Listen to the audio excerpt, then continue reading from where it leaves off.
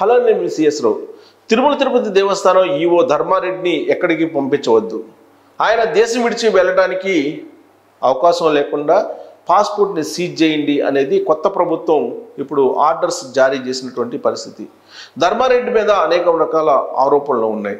ఆయన శ్రీవాణి ట్రస్ట్ నుంచి కుంభకోణాలకు పాల్పడ్డారనేది ఒక ఆరోపణ అయితే, అసలు స్వామివారి ఆభరణాలు లేదా స్వామివారికి ఉండేటువంటి కైంకర్యాల విషయంలో కూడా ఆయన అక్రమాలకు పాల్పడ్డారు. కైంకర్యాల విషయంలో కూడా తప్పుదోవ పట్టించారు. ఆభరణాల విషయంలో కూడా ఆయన అక్రమాలకు పాల్పడ్డారు. ఉన్నటువంటి ఆభరణాలు లెక్క తేలటం లేదు అనేది ఆయన మీద ఉన్నటువంటి ఆరోపణలు. అందుకే ఇప్పుడు ఆయన దేశం విడిచి వెళ్లకుండా ఉండేలాగా ఆంధ్రప్రదేశ్ ప్రభుత్వం ఒక ఆర్డర్ను జారీ చేసింది. ఆయన పాస్పోర్ట్ను కూడా సీజ్ చేయాలి అని చెప్పి. ఎందుకు అసలు ధర్మారెడ్డి ఎవరు, ఆయన బలం ఏంటి, ఆయన ఎందుకు సుదీర్ఘకాలం పాటు తిరుమల తిరుపతి దేవస్థానం ఈవోగా ఏఈఓగా కొనసాగుతూ వచ్చారు? ఆయన కనీసం సివిల్ సర్వెంట్ కాదు, అయినప్పటికీ కూడా ఆయన్ని తిరుమల తిరుపతి దేవస్థానం ఈవోగా ఎందుకు నియమించాల్సి వచ్చింది? ఒక ఎస్టేట్ ఆఫీసర్ని తీసుకొచ్చి తిరుమల తిరుపతి దేవస్థానంలో ఎందుకు ప్రతిష్ఠించారో ఆనాడు వైఎస్ రాజశేఖర రెడ్డి, ఇప్పుడు జగన్మోహన్ రెడ్డి. అసలు ఈయన ప్రొఫైల్ ఏంటి అనేది ఒకసారి చూద్దాం. ధర్మారెడ్డి, ఆయన పేర్ల ధర్మం ఉంది కానీ మొత్తం అధర్మాలే చేస్తూ ఉంటారు. తిరుమల దేవస్థానంలో వెంకన్న సాక్షిగా ఆయన చేసినటువంటి అక్రమాలు అనేకం ఉన్నాయనేది ఆయన మీద ఉన్నటువంటి ఆరోపణలు. స్వస్థలం నంద్యాల జిల్లా నందికొట్కూరు అయింది, మండలం పారుమంచాల గ్రామం. జగన్మోహన్ రెడ్డికి అత్యంత విధేయుడు, రాజశేఖర రెడ్డికి అత్యంత సన్నిహితుడు, విధేయుడు కూడా. ఢిల్లీలో వైఎస్ ఫ్యామిలీకి ఏం కావాలో అవి చేసి పెడుతూ ఉంటాడు. 1991 బ్యాచ్కి సంబంధించినటువంటి ఇండియన్ డిఫెన్స్ ఎస్టేట్స్ సర్వీస్ అధికారి ఈయన. డిఫెన్స్ ఎస్టేట్స్ సర్వీస్ అధికారిగా ఉన్నటువంటి ఈయన ఢిల్లీ కంటోన్మెంట్ సిఇఓగా చేశారు. ఆ సందర్భంగా ఆయన మీద అనేక రకాల ఆరోపణలు కూడా వచ్చాయి. కేంద్ర హోంశాఖలో డైరెక్టర్ పదవులు కూడా నిర్వహించారు. అందుకే ఆ పరిచయాలతోటే జగన్మోహన్ రెడ్డికి తొలి రోజుల్లో అమిత్ షా అపాయింట్మెంట్ ఇవ్వకపోయినప్పటికీ లైజనింగ్ చేసి ధర్మారెడ్డి అపాయింట్మెంట్ ఇప్పించగలిగారు. జగన్మోహన్ రెడ్డి మీద ఉన్నటువంటి కేసులు కానీ, జగన్మోహన్ రెడ్డి బెయిల్స్ సంబంధించిన అంశాలను కానీ తిరుమల వెంకన్న సాక్షిగా ధర్మారెడ్డి పర్యవేక్షిస్తుంటారు. ప్రపంచవ్యాప్తంగా వచ్చేటువంటి ప్రముఖులు, దేశవ్యాప్తంగా వచ్చేటువంటి వివిధ రంగాలకు సంబంధించినటువంటి అధికారులు కానీ, పారిశ్రామికవేత్తలు కానీ, వాణిజ్యవేత్తలు కానీ పరిచయం చేసుకొని ఆయన లైజనింగ్ చేస్తూ జగన్మోహన్ రెడ్డికి ఏం కావాలో అది చేసి పెట్టడంలో ఆరితేరిపోయారు. వెంకన్న సేవ కన్నా కూడా జగనన్న సేవలో తనమునకలు అయిపోయి ఉన్నాడు. అందుకే ధర్మారెడ్డికి తప్ప ఈవోగా మరొకరు తిరుమల తిరుపతి దేవస్థానానికి సంబంధించి సేవలు చేయలేరు అనేటువంటి విధంగా ఆయన్ని అక్కడ ప్రతిష్ఠించారు జగన్మోహన్ రెడ్డి ప్రభుత్వం. తిరుమల తిరుపతి ప్రాంతంలో తిరుమల తిరుపతి దేవస్థానంలో జరిగినటువంటి అరాచకాలు మరెక్కడా జరిగి ఉండవు.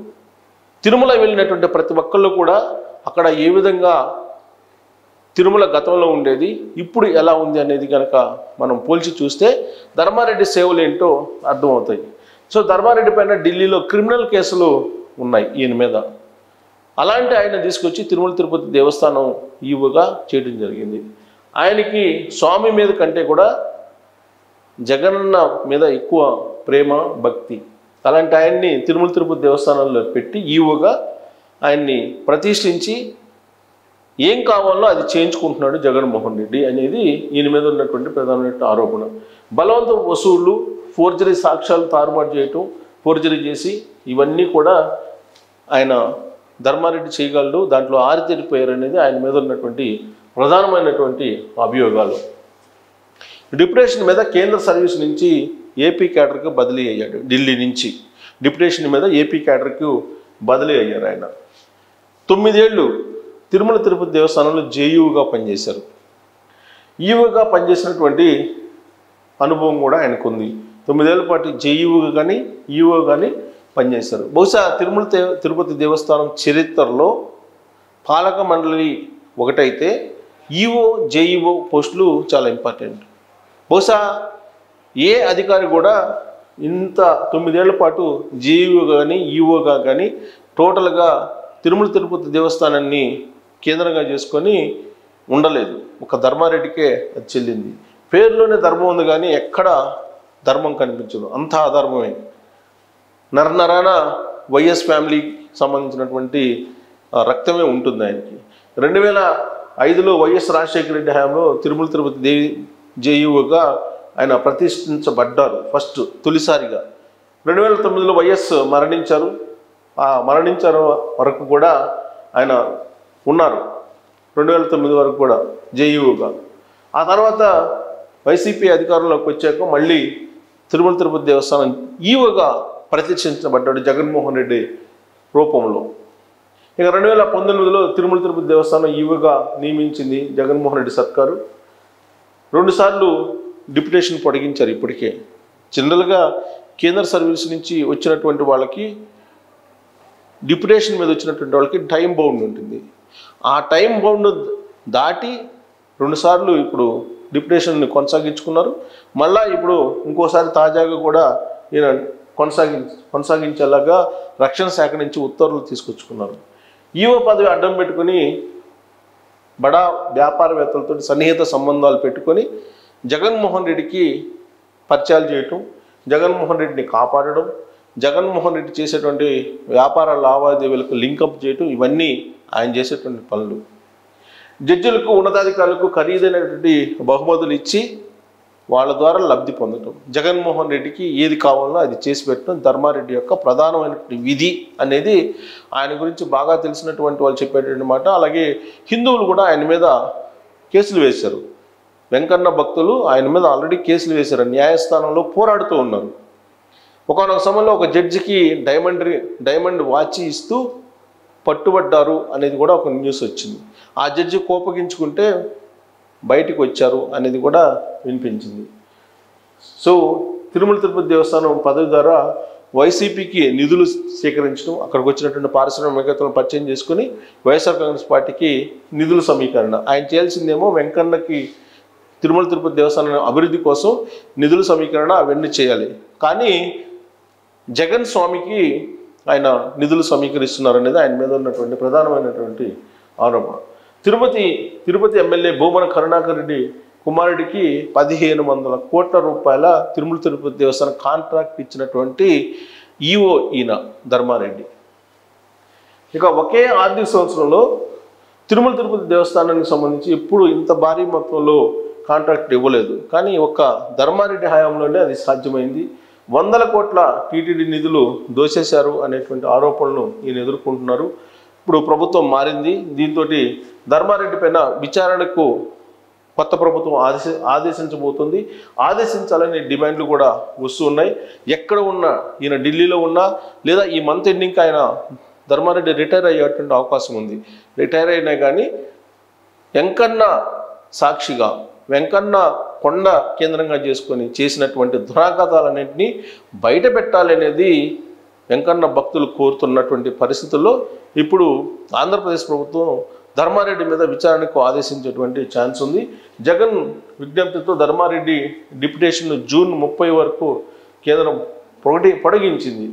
2024 జూన్ 30న పదవీ విరమణ చేయబోతున్నారు. అంటే పదవీ విరమణ చేసేంత వరకు తిరుమల తిరుపతి దేవస్థానం ఈవోగా ఉండాలని చెప్పి ధర్మారెడ్డి అనుకున్నారు. అది సాధ్యం కాదు. ఇప్పుడు ప్రభుత్వం మారింది కాబట్టి ఆయన్ని డిప్యుటేషన్ మీద ఉన్నప్పటికీ వెనక్కి పంపిస్తారా లేదా ఆయన్ని కూడా సెలవు మీద పంపించేటువంటి అవకాశం ఉందా? ఎందుకంటే కేంద్ర ప్రభుత్వం ఆయనకి డిప్యుటేషన్ని కంటిన్యూ చేసింది 2024 జూన్ 30వ తారీఖు వరకు. కాబట్టి ఇప్పుడు ఆయన్ని సెలవు మీద పంపించాలి అనేది ఇప్పుడు రాష్ట్ర ప్రభుత్వం యొక్క అభిప్రాయంగా ఉంది. ఇప్పటికే జవహర్ రెడ్డి సెలవు మీద వెళ్ళిపోయారు. మరి ధర్మారెడ్డి సెలవు మీద వెళ్తారా అంటే ఇప్పటి వరకు సెలవు మీద వెళ్ళేటువంటి ఆలోచన చేయట్లేదు. విదేశాలకు వెళ్ళేటువంటి అవకాశం ఉంది విచారణని ఎదుర్కోలేక. అందుకే ఇప్పుడు ఆయన పాస్పోర్ట్ సీజ్ చేయాలని చెప్పి ఆంధ్రప్రదేశ్ ప్రభుత్వం ఒక ఆర్డర్ పాస్ చేసింది. ధర్మారెడ్డి మీద విచారణకు ఆదేశించబోతూ ఉన్నారు. శ్రీవాణి ట్రస్ట్ ద్వారా కొన్ని కోట్ల రూపాయల అక్రమాలకు పాల్పడ్డారనే ఆరోపణను ఆయన ఎదుర్కొంటూ ఉన్నారు. అంతేకాదు స్వామివారి ఆభరణాలు కానీ, స్వామివారి నిధులు కానీ, స్వామివారికి సంబంధించిన స్థిర చరాస్తులకు సంబంధించి కానీ ధర్మారెడ్డి 9 ఏళ్లలో అనేక రకాల అక్రమాలకు పాల్పడ్డారనేది ఆయన మీద ఉన్నటువంటి ఆరోపణ. ఆయన మీద విచారణకు ఆదేశించబోతున్నారు. విచారణ ప్రారంభమైతే కనుక ఆయన ఖచ్చితంగా దొరికేటువంటి అవకాశం ఉంది అనేది హిందూ భక్తులు నమ్ముతూ ఉన్నారు, వెంకన్న భక్తులు నమ్ముతూ ఉన్నారు. వెంకన్న భక్తుల డిమాండ్ కూడా అదే. అందుకే ఇప్పుడు ధర్మారెడ్డి మీద విచారణకి ఆదేశించి ఆయన మీద చర్యలు తీసుకోవాలి అనేది ఇప్పుడు వస్తున్నటువంటి డిమాండ్. బహుశా ఆయన రేపు సెలవు మీద కూడా వెళ్ళేటువంటి అవకాశం ఉంది.